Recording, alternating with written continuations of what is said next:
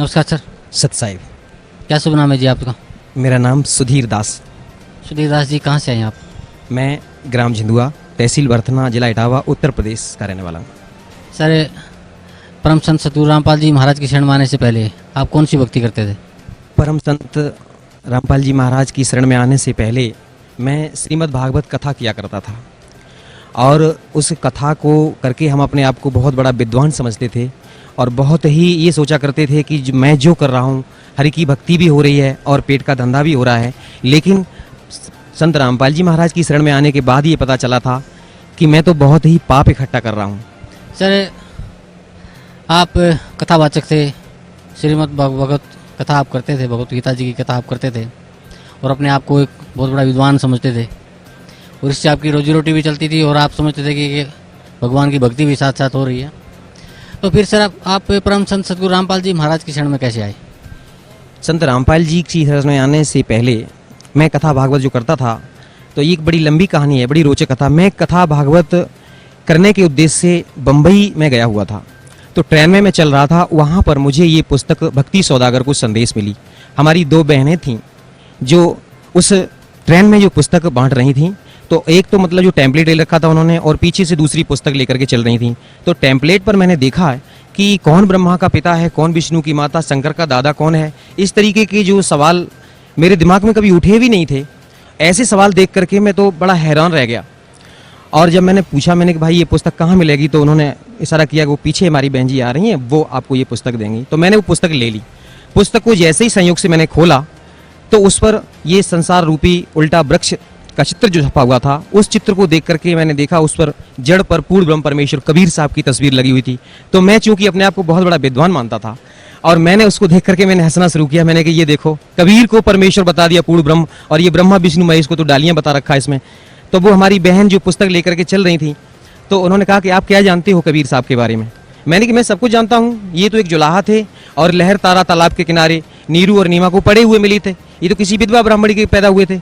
तो वो कहने लगी कि आप मूर्ख हो। मैं उस समय, जैसे आज ये पैंट शर्ट पहन रखे हैं मैंने, उस समय तो मैं कुर्ता और धोती में रहता था, क्योंकि मैं अपने आप को बहुत बड़ा वक्ता मानता था। मैंने कहा कि मैं तो सब कुछ जानता हूँ, आप ऐसे कहते हो, मैं तो कथावाचक हूँ। वो हमारी बहन बोले कि आप कुछ नहीं जानते हो, आप मूर्ख हो। इस शब्द को सुनकर के मैंने अपने आप को वहाँ उस भरी ट्रेन में बड़ा अपमानित महसूस किया। मैंने सोचा, मैंने चलो ज़्यादा बात को नहीं बढ़ाऊंगा।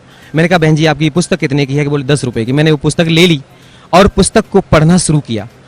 तो जहाँ मैं जा रहा था, थोड़ी ही पुस्तक पढ़ पाई, तब तक मैं वहाँ पहुँच गया और उस घर में जहाँ मेरा प्रोग्राम था वहाँ पहुँच गया मैं। फिर उसको मैंने स्टेप बाय स्टेप जब पढ़ना शुरू किया, तो कभी तो मन में आता, बोले कितना घटिया लिखा है इसमें, तो गलत लिखा है, ऐसा नहीं है, वैसा नहीं है। बड़े दिमाग में उल्टे सीधे प्रश्न आ रहे थे। लेकिन फिर जैसे जैसे पढ़ते गए तो बर्दाश्त जब नहीं हुआ, एक जगह जाकर के मुझे रुक जाना पड़ा। उसमें लिखा था कि द्रौपदी का चीर कृष्ण ने नहीं बढ़ाया था, वो पूर्ण ब्रह्म परमेश्वर कबीर साहब ने बढ़ाया था। तो चूंकि मैंने तो यही पढ़ रखा था जो शास्त्रों में लिखा था कि कृष्ण भगवान ने चीर बढ़ाया है, तो मैं इस चीज़ को देख करके बड़ा हैरान हो गया और मैंने सतलोक आश्रम बरवाला के लिए उस पुस्तक पर लिखे हुए फ़ोन नंबर तुरंत डायल कर दिए। और यहाँ पर जो हमारे कोई भगत जी ने फ़ोन उठाए, उन्होंने कहा, मैंने उनसे पूछा, मैंने कि आपके यहाँ से ये पुस्तक छपी हुई है भक्ति सौदागर को संदेश? बोले हाँ जी छपी हुई है। तो आपने उसमें पृष्ठ संख्या इतने पर ये कैसे लिख दिया है कि ये कृष्ण ने चीर नहीं बढ़ाया? तो वो कहने लगे कि भगत जी बिल्कुल सही है, आप पहले पूरी पुस्तक पढ़ो, ज्ञान समझो, और जो भी शंकाएं हो आप यहाँ आ जाइए और मैं आपकी सारी शंकाएं समाधान कर दूंगा। मैंने कहा आप कुछ नहीं है, इस तरीके से आपने गलत बोल रखा है, ऐसा नहीं है, कहीं कोई प्रमाण नहीं है। बोले कि सब कुछ प्रमाण सहित मिल जाएगा, आप यहाँ आओ। तो मैंने फिर उस पुस्तक को फिर पढ़ना शुरू किया, क्योंकि मैं एकादशी व्रत भी रहता था। और जैसे इस गीता प्रेस गोरखपुर से प्रकाशित एक पुस्तक चलती है वहाँ से जो एकादशी मातम के नाम से, तो वो पुस्तक मैंने पढ़ी। उस पुस्तक में मैंने ये पढ़ रखा था कि एकादशी का व्रत एक तरफ और दुनिया के सारे व्रत एक तरफ, यानी कि सबसे बड़ा व्रत होता है। और राजा अम्बरीश की कथा सुनाया करता था जब मैं मंच पर बैठ करके, तो उसमें जो दुर्वासा ऋषि जैसे ऋषि के छक्के छुड़ा दिए थे उन्होंने, तो वो भी एकादशी का व्रत ही रखते थे, ऐसा उसमें लिखा हुआ था। तो मैं ये मानता था कि ये व्रत सबसे सर्वश्रेष्ठ है। लेकिन जब ये पुस्तक पढ़ी भक्ति सौदागर को संदेश, उसमें ये पता चला कि ये व्रत रखना तो ये मना किया हुआ गीता में, फिर तो ये शास्त्र विधि को त्याग करके मनमाना आचरण हो गया। अब मेरी समझ में ये आने लगा कि वास्तव में सच्चाई तो कुछ है, लेकिन चूंकि मैं अपने आप को बहुत बड़ा विद्वान मानता था, इसलिए सेट नहीं कर पा रहा था अपने आप को। अब मैं बहुत दुखी हो गया, इतना दुखी उस संयोग से, उस समय एकादशी ही थी। उस दिन मैंने व्रत कर रखा था और अपनी जो भी दैनिक पूजा पाठ कर रखी थी जो थी वो करने के बाद में भोजन भी नहीं किया था, जल भी ग्रहण नहीं किया था। अब मैं बड़ा हैरान था, इतना दुखी मैं अपने आप को ये सर्टिफाई नहीं कर पा रहा था कि ये जो पुस्तक में लिखा हुआ है ये सत्य है या जो मैंने अभी तक पढ़ा वो सत्य है। ऐसी उधेड़ बुन में पूरा समय निकल गया, रात हो गई, अब मुझे नींद नहीं आ रही थी। मैं इतना दुखी जैसे किसी को पुत्र शोक हो जाता है, उससे भी बढ़कर के मुझे इतना दुख था कि वास्तव सच्चाई क्या है। ये ऐसे ही मतलब सोचते पता नहीं मेरी कब आंख लग गई और उसी समय सपने में हमारे परम पूजनीय सदगुरुदेव जी के रूप में परमात्मा स्वयं आकर के हमसे कहने लगे, बोले बेटा ये जो आज तुझे ये मार्ग प्राप्त हो रहा है ये है सच्चा मार्ग, वो अभी तक जिस मार्ग पर तू चल रहा था ये झूठा है बिल्कुल। इसको देखने के बाद में मैंने एकदम से मेरी आंख खुल गई, देखा उस समय सुबह के 4 साढ़े 4 बजे का समय था। मैं चूंकि जानता था कि ये ब्रह्म मुहूर्त का समय है और मैंने निश्चय किया कि ये जो मार्ग अब प्राप्त हो रहा है, ये जो पता चला है ये सच्चा मार्ग है। तो मैंने एकदम से अपने आप को सेट किया, मैंने कि अब चाहे कुछ भी हो जाए मैं अब सतलोक आश्रम बरवाला जाऊंगा। अब जैसे ही मेरा वहाँ से कार्यक्रम समाप्त हुआ, मैं जब वापस आया यहाँ अपने इटावा में, मेरे पिताजी चूंकि शंकर जी की साधना किया करते थे, मैंने उनको बताया, मैंने कि पिताजी आप ये साधना करते हो ये गलत साधना है। और मैंने हजारों बार गीता पढ़ डाली थी। जब गीता अध्याय 7 श्लोक नंबर 12 से लेकर के 15 तक पढ़ता था, उसमें लिखा हुआ है कि जो ब्रह्मा विष्णु महेश की साधना करने वालों को राक्षस स्वभाव के धारण किए हुए मनुष्यों में नीच कहा गया है। और लास्ट में लिखा हुआ कि मेरी भी साधना नहीं करते। तो यहाँ पर मेरी बुद्धि चकराया करती थी कि ऐसा क्यों लिखा है, सारा समाज तो कृष्ण भगवान की पूजा करता है और कृष्ण भगवान ही गीता का ज्ञान दे रहे हैं और यहाँ पर लिखा हुआ कि मेरी साधना नहीं करते। और फिर जब गीता अध्याय 4 के श्लोक नंबर 34 में जब पहुंचता, उसमें लिखा हुआ कि उस ज्ञान को तू किसी तत्वदर्शी संत के पास जाकर के समझ। तो यहाँ मैं सोचा करता था कि वो तत्वदर्शी संत कौन होगा, कैसा होगा। मैं सत्य बता रहा हूँ भगत जी कि जब मैं कहीं मंच पर बैठ करके कथा कर रहा होता और मेरे सामने से कोई कथा सुनने के वाला कोई भी संत या महात्मा आया करता, तो मैं ये देखा करता था, मेरे दिमाग में एकदम से आती कि कहीं ये वो तत्वदर्शी संत तो नहीं है जो गीता जी का ज्ञान दे रहे हैं। ऐसे मतलब जो बताया कि उस ज्ञान को जाकर के, परमात्मा ज्ञान को उनसे जाकर के समझो। लेकिन पढ़ते रहते थे, समझ में कुछ नहीं आता था। कृष्ण भगवान को अपना इष्ट मानते थे। कई बार मैं कृष्ण भगवान के सामने बैठ करके रोया करता था कि हे परमात्मा आप तो कुछ भी करते हो, कुछ भी कर सकते हो, आप तो सुख के दाता हो, लेकिन मुझे सुख नहीं मिला था। मेरे पिताजी जो शंकर जी की साधना करते थे, सारा जीवन उन्होंने बगैर नहाए धोए कभी जल भी ग्रहण नहीं करते थे, इतना मतलब भक्ति करते थे शंकर भगवान की। और उनके जीवन पर अगर हम थोड़ा सा प्रकाश डालना चाहेंगे कि उनके जीवन में कभी सुख नहीं मिला, जब उन्हें किसी प्रकार का कोई सुख नहीं मिला। भक्ति इतनी ज्यादा करते थे लेकिन आध्यात्मिक लाभ तो बहुत दूर रहा, वैसे भी कोई उनको लाभ नहीं हुआ।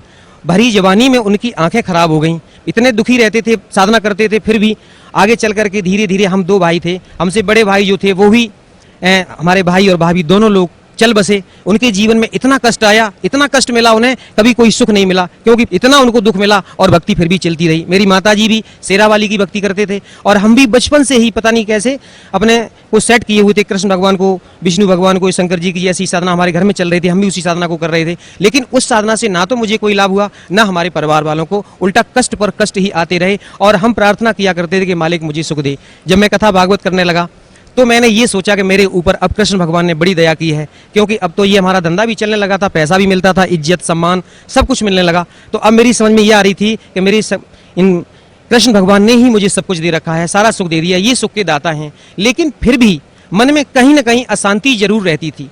तो मैंने अपने पिताजी से आकर के बताया, मैंने पिताजी जो आप साधना कर रहे हो ये तो इसमें पुस्तक में लिखा हुआ कि सब गलत साधना है। जब मैंने उस पुस्तक को पढ़ करके उनको सुनाया, पहले तो वो नहीं माने, बोले कि बिल्कुल झूठ है ये। लेकिन जब मैंने क्रम से उस पुस्तक को पढ़ करके सुनाया, सृष्टि रचना पढ़ के सुनाई, तो सारी कहानी उनके समझ में आई। पिताजी को इतनी तड़प बनी कि चलो जल्दी करो।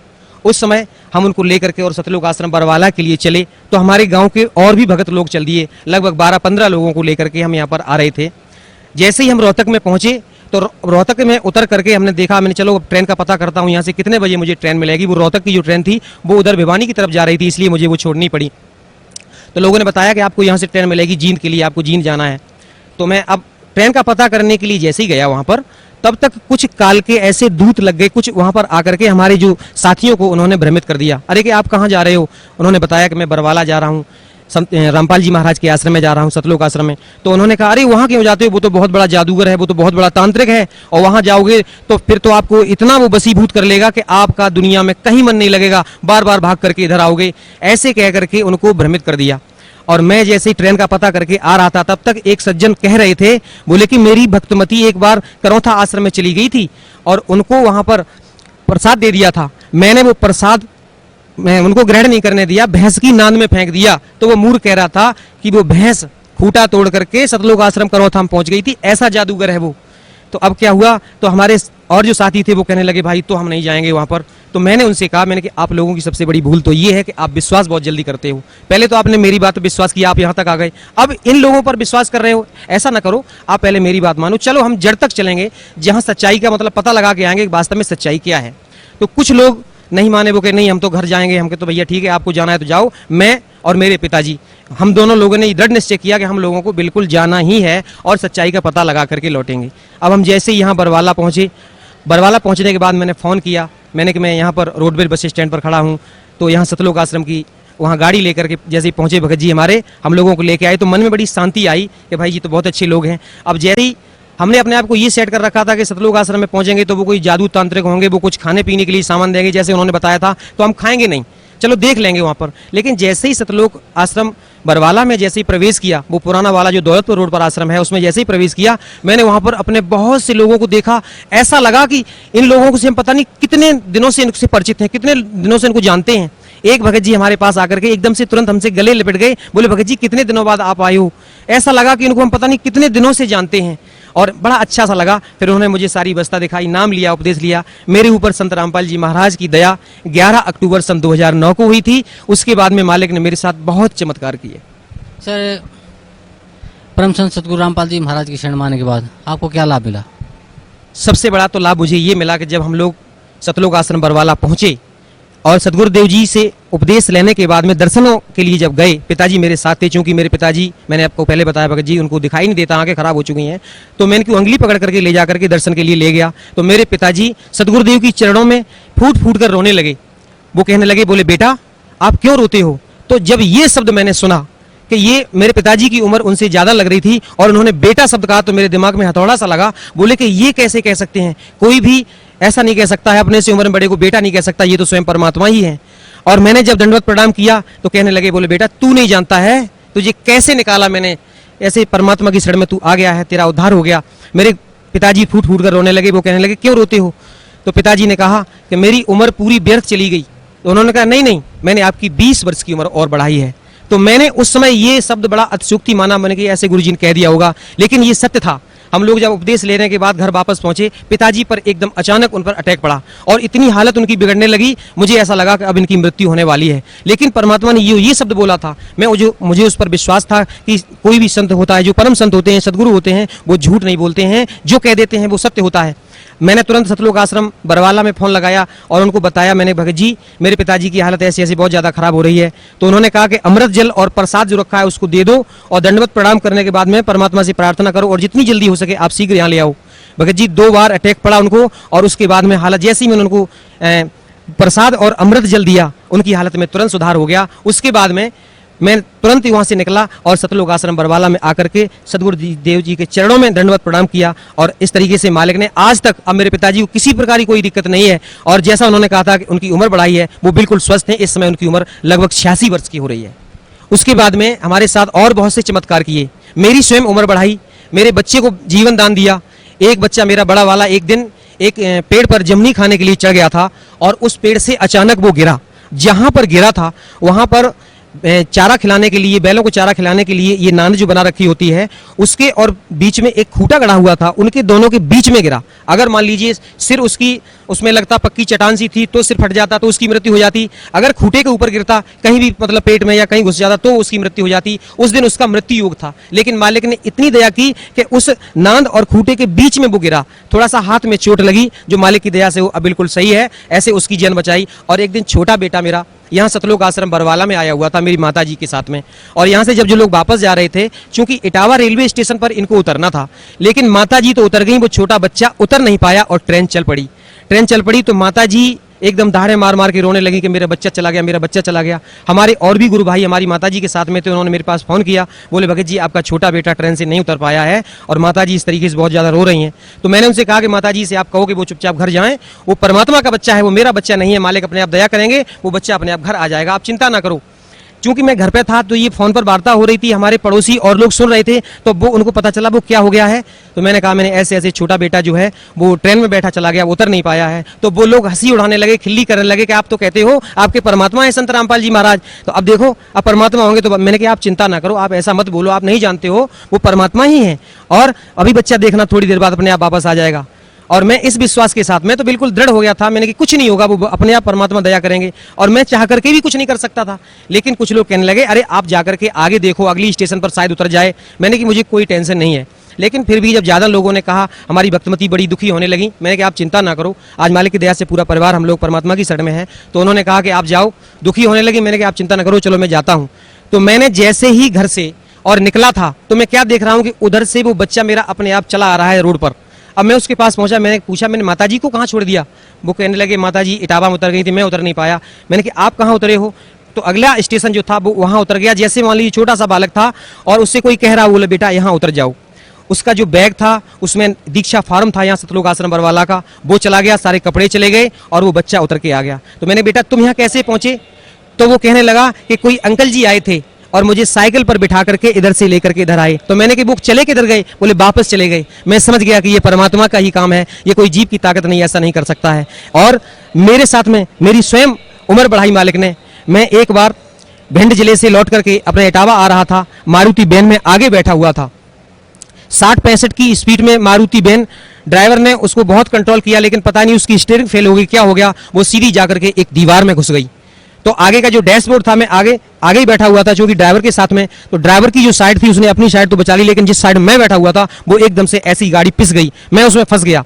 तो मैंने अपने आप को ऐसा महसूस किया कि मेरी दोनों टांगें कट चुकी हैं और नीचे से, यहाँ से लेकर के नीचे का धड़ जो है वो मेरा समाप्त हो गया है और अब तेरी मृत्यु निश्चित है। उसी समय जैसे मान लो मेरे से कोई कह रहा है कि बेटा सतनाम का जाप कर, मैंने सतनाम का जैसे ही जाप किया, अभी 2 मिनट ही हुए थे, एकदम से शरीर में चेतना हुई। जैसे मान ली मैंने अपने आप को महसूस किया हो कि कोई मुझे नीचे से एकदम से आशीर्वाद दे करके, बिल्कुल वो परमात्मा की दया थी कि मेरा शरीर बिल्कुल सही है। मैंने अपने आप को सही महसूस किया कि टांगें भी सुरक्षित हैं और भी किसी प्रकार की कोई दिक्कत नहीं है।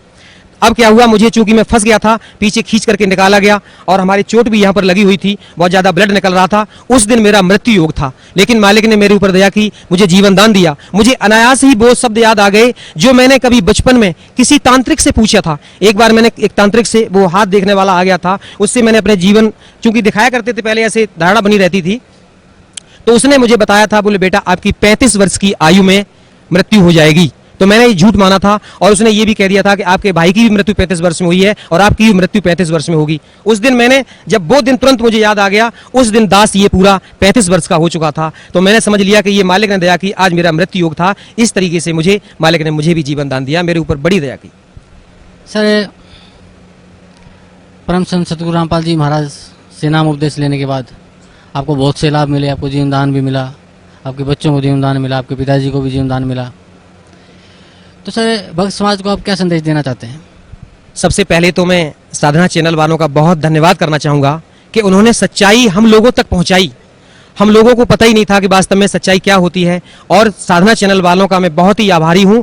और खास तौर से मैं अपनी बहन नेहा शर्मा का धन्यवाद करना चाहूँगा कि जिस तरीके से उन्होंने हम लोगों के सामने उस कार्यक्रम को जो पेश किया है, उससे लोगों को बहुत अच्छी तरीके से समझ में आ रहा है। और साधना चैनल वालों का इतना धन्यवाद करना चाहूँगा कि उन्होंने सच्चाई को हम लोगों तक पहुँचाया, और मीडिया का काम भी यही है कि सच्चाई को सामने पहुँचाए। और भक्त समाज को ये संदेश देना चाहूँगा कि जो भी आज हमारे भाई जो राम कृष्ण विष्णु इनकी चक्कर में पड़े हुए हैं, जो हमारी तरीके से कथावाचक बन करके अपने आप को बहुत बड़ा विद्वान कह रहे हैं, मैं उनसे बार बार प्रार्थना करना चाहूँगा कि आप यहाँ सतलोक आश्रम बरवाला, जिला हिसार, हरियाणा में आओ। वो छोड़ दो झूठा नाम, और ये साधना करने से कोई लाभ नहीं है। और अपने आप को जो विद्वान मानते हो, आप विद्वान नहीं हो, आप पाप के भागी हो रहे हो। और सतलोक आश्रम बरवाला में स्वयं कबीर परमेश्वर के अवतार संत रामपाल जी महाराज आए हुए हैं, उनकी शरण में आने के बाद आपको कल्याण हो सकता है। नहीं तो विश्व में कोई भी संत, कहीं भी, कोई भी मंदिर मस्जिद में जाने से कोई भी आपका कल्याण नहीं कर सकता है। ये मैं सत्य कह रहा हूं, और ये बिल्कुल ये यथार्थ है कि परमात्मा की शरण में आने के बाद ही आपका कल्याण संभव है, नहीं तो कहीं कल्याण संभव नहीं है। ये झूठी कथा भागवत करने से